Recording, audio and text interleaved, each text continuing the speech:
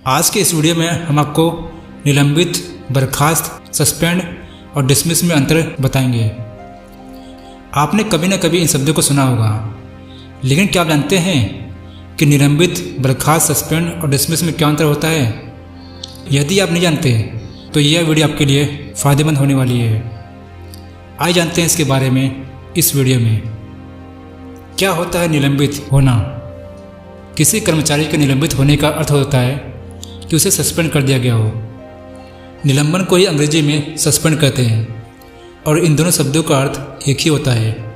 निलंबित करने की अवधि कुछ दिनों से लेकर कुछ महीनों की हो सकती है।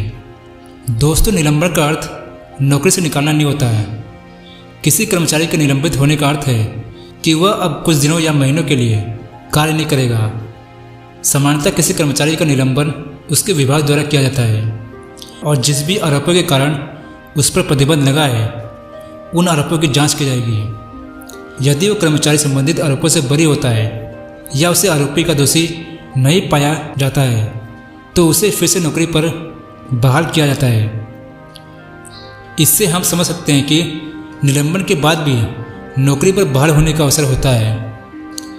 यह विभाग के वरिष्ठ अधिकारी के द्वारा किसी जूनियर कर्मचारी के ऊपर किसी गंभीर दोषों के आरोप के आधार पर उसे निलंबित करने का अधिकार होता है।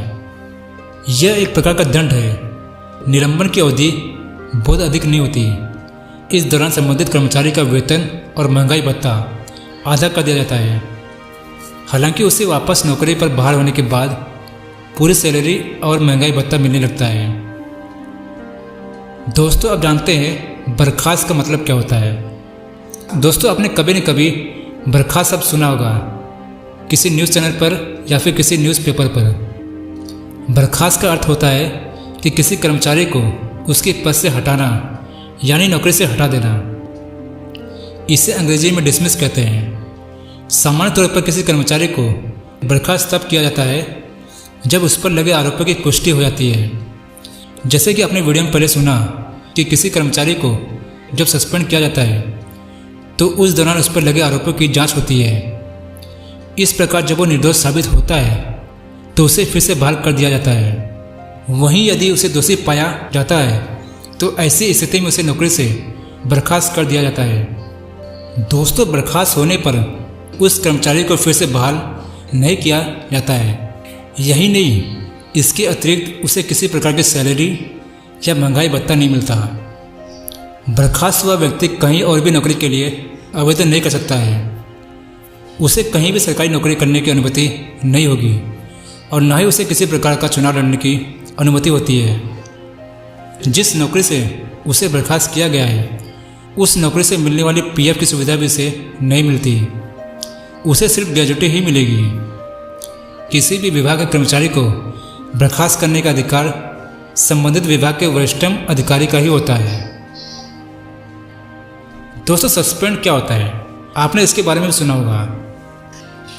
किसी कर्मचारी के सस्पेंड होने का अर्थ होता है कि उसे कुछ समय के लिए उस पर लगे किन्हीं आरोपों के चलते उसे कार्य करने की मनाही होती है। जो भी व्यक्ति सस्पेंड होता है यानी जिसे निलंबित होता है तो उसे निर्धारित अवधि के लिए कार्य करना होता है और इसी बीच उस पर लगे आरोपों की जांच भी होती है। सस्पेंड किए गए व्यक्ति के पास फिर से बहाल होने का अवसर होता है। सस्पेंड होने पर क्या होता है? जिस व्यक्ति या कर्मचारी को सस्पेंड किया जाता है उसे सिर्फ आधी सैलरी मिलती है और साथ ही आधा महंगाई भत्ता मिलता है। हालांकि जैसे ही उस पर लगे आरोपों की जांच पूरी होती है और उसे निर्दोष पाया जाता है तो उसे फिर से उसी नौकरी पर बहाल कर दिया जाता है। निलंबन सिर्फ कुछ समय के लिए ही होता है। दोस्तों, बर्खास्त होने का क्या मतलब होता है?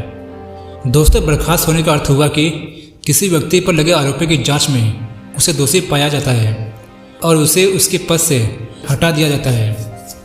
बर्खास्त होने वाले कर्मचारी को फिर से बहाल नहीं किया जाता, यानी कि फिर से उसे नौकरी पर नहीं रखा जाता। दोस्तों, डिसमिस होने का मतलब क्या होता है?